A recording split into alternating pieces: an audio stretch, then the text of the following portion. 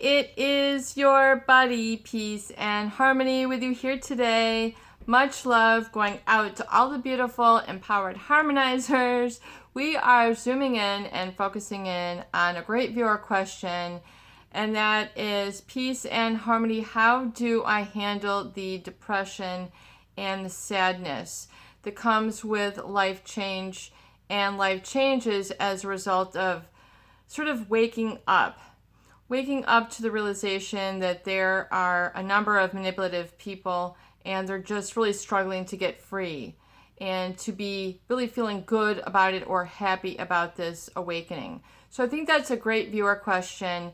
And real quick, before we get started, I just want to give a super huge shout out to those of you who have recently donated to the channel.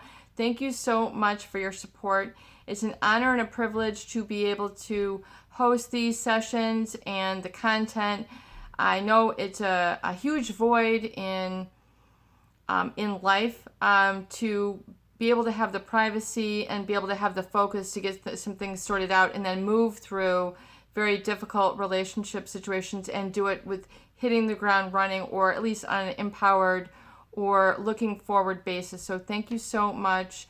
And absolutely positively, if you would like to give to the channel, you can go to the About page here at Peace and Harmony and make a donation. We would love to hear from you as well. And so really, I know it's a sensitive topic, but how do you deal with the depression that comes with changing your relationships or changing your roles in relationships or changing the dynamics? Not only how you relate to others, but really it's how you relate to yourself.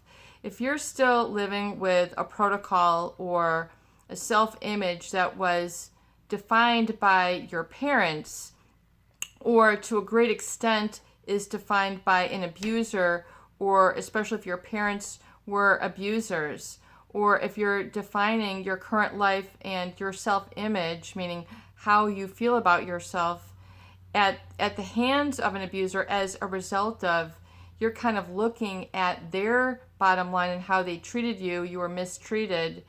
And if you're trying to keep a self-image that is based on their judgment, their self-absorption, and their short-sightedness and their selfishness, and to the degree to which you can't make them happy or change them, then your self-image is based on the wrong values. Your self-image, your self-esteem, and your role, not only how you relate to other people, but how you relate to yourself, is on the wrong foundation. It's in, as I say, you've got your ladder up the wrong tree. The fruits that you're going to be shaking from that tree are going to pull down a poisonous fruit. And even if you go back for a little bite, you're going to want to test it more and more and to see if after a certain amount of time, does the fruit get any sweeter? No, poison is as poison does. And it can be very depressing. And also, it's very easy to get distracted by another person's evaluation of you or how they make you feel. So a lot of people sort of have that blurring of images between how somebody makes you feel and then how you feel about yourself. So it's important because then your world becomes so small. And you're wondering why you feel so depressed. It's because you've allowed your world to become too small. Your world is, a 2x4. Your world, your perspective is overshadowed by self-limiting beliefs, and then what you feel about yourself and what you feel about what life holds in store for you, you don't even give it a chance. You don't even open it up a little bit to see what could be in store for you or to use your creative abilities. It can be very depressing. Likewise, yes, it's very depressing to try to go and meet somebody new after you've been,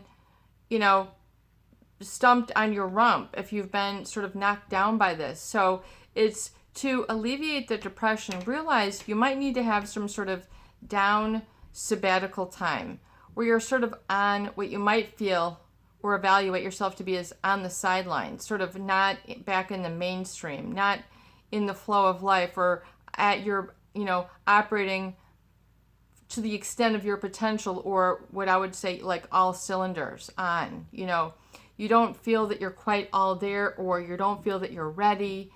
This can be depressing. Depression can be depressing. I mean, it's just and basically depression is really deep rest.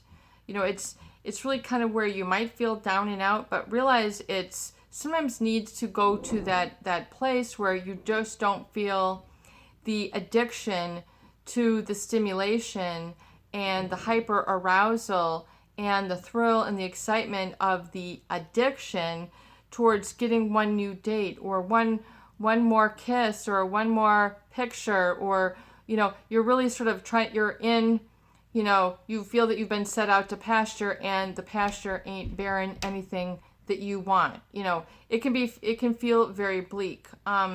So realize that this is really kind of like, part of a transition and transcending process. Transitioning and transcending. Depression means that you've kind of taken that hit, but furthermore, you want to sort through it in a more active way. In other words, try to get that spark and get that energy back. Once oftentimes you won't feel that energy and that excitement and feel that you are ready, or you feel sort of balanced again, always feeling down, as a result of trying to sort some things out, and then just reassure yourself that this ain't going to happen again. But furthermore, to really lift up the depression, look at what you're basing your self-image on and your identity, your I am.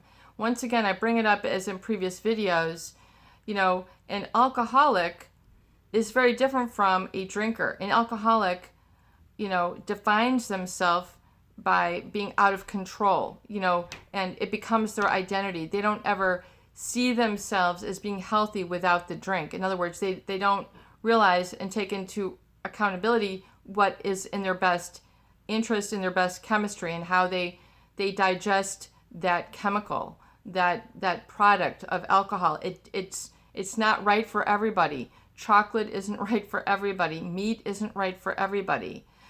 So getting back to your unique self is really the joy, and that is the gift. The depression is the rest, the sabbatical time. It is a gift. It's a time to grow, take it easy, stop stressing, and stop looking at your life through the eyes of the abuser. Stop thinking how the abuser thinks. Realize that you are a horse of a whole different animal, and that is okay. What they think, or if they're going to be disappointed or miss you, is none of your business. What's up for you and what you want to do is your business. You don't need what they think about you or how they judge you is none of your business. Don't make that any of your concern. It's not what you should, if you've been hypersensitive to it based on abuse, then you have been made hypersensitive to this based on a past history of abuse. That was then, this is now. So be willing to have the courage to put that behind you and to live life anew. I mean, your body renews itself and creates whole new cells, from the stomach to the bone to the pancreas to the liver to the skin, towards everything.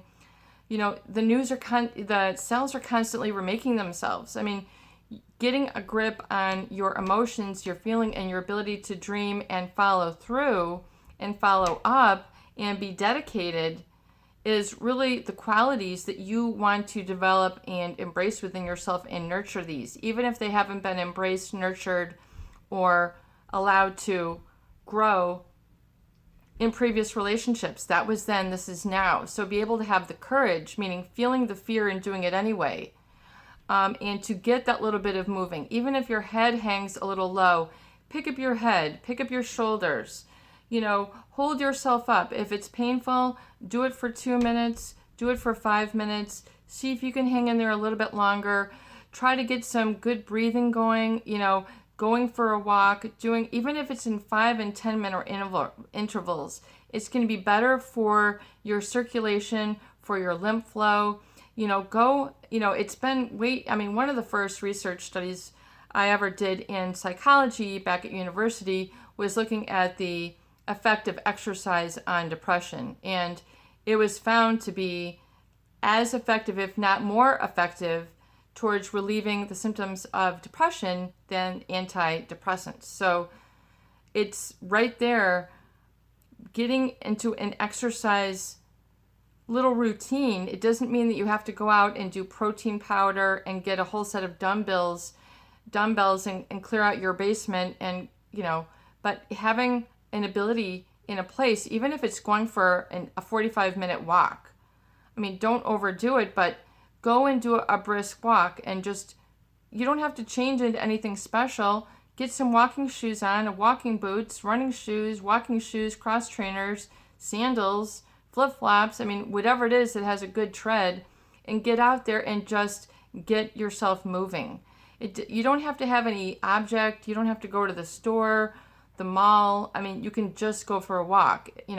Find a place where you can get into a place where you can walk and then get some breathing going and then flush your system out and begin to move that lymph, begin to move the fluids, begin to get hydrated, begin to get some new oxygen and cells and begin to lift your head up and change your environment, getting around some natural light, and feeling good.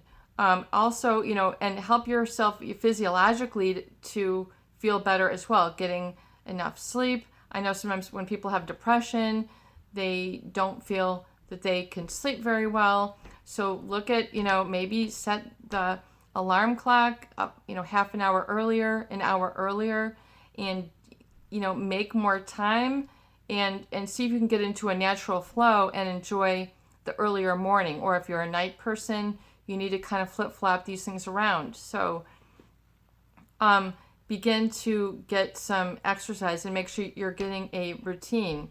Look at some of the foods and beverages that you're consuming. Are you doing a lot of caffeine? Are you doing a lot of alcohol? All these kind of gum up the system. One thing I found very helpful is juicing, getting a slow masticating juicer. You can find all sorts of these on Amazon or wherever you shop or eBay, but getting a slow masticating juicer, like the Omega juicer, the 5-Star, the Bremel, but a slow masticating juicer, you can get on a great sort of juicing routine and get some natural enzymes and some natural hydration from the plants and from the fruits and vegetables and the herbs, and begin to make some sort of tonics, whether it's the apple ginger blast, they've got the green smoothies, you can get fancy, but really just adding more fruit and vegetable juices, as well as the herbs like the cilantro, the dill, the parsley, the dandelion. There's all sorts, the ginger, the lemon, the citruses. These will give you natural feel-good energies. You can study this. It's like cellular metabolism needs these phytonutrients, the micronutrients, the vitamins, the nutrition, and because oftentimes people who are depressed, they're eating a lot of deadened food, donuts, white bread, things, pizza, things that aren't bad in and of themselves, but oftentimes people who are depressed, they can't get into a lot of meal prep. They just don't feel anything's worth it. Nothing just really tastes as good, or they might drown out their feelings with a lot of ice cream and cookies or whatever, cakes, muffins and things, and it just kind of, it gets you on that roller coaster where you're sort of stuffing your feelings. So you got to kind of feel your feelings. If you need to cry, then cry. It might be a very sad thing that you're kind of going through the stages of grief, losing a certain relationship or a relationship style, and feeling that you've lost some part of your life, or these things that can legitimately cause you to feel sadness. It doesn't mean you have to be sad for the next 6 months. So let's get it moving, get a little bit of activity, get some soothing music, look at your diet, Look at your hobby list. Look at your to-do list.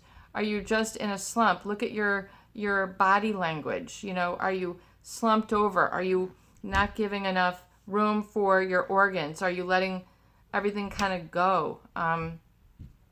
And, you know, once again, what you consume with your eyes, your ears, your tongue, your skin, all goes to that feel good. And so look at really paying attention to not just what makes you super excited, you know, thrilled, excited, jumping for joy, but what just kind of gets you a little bit notch in the next level.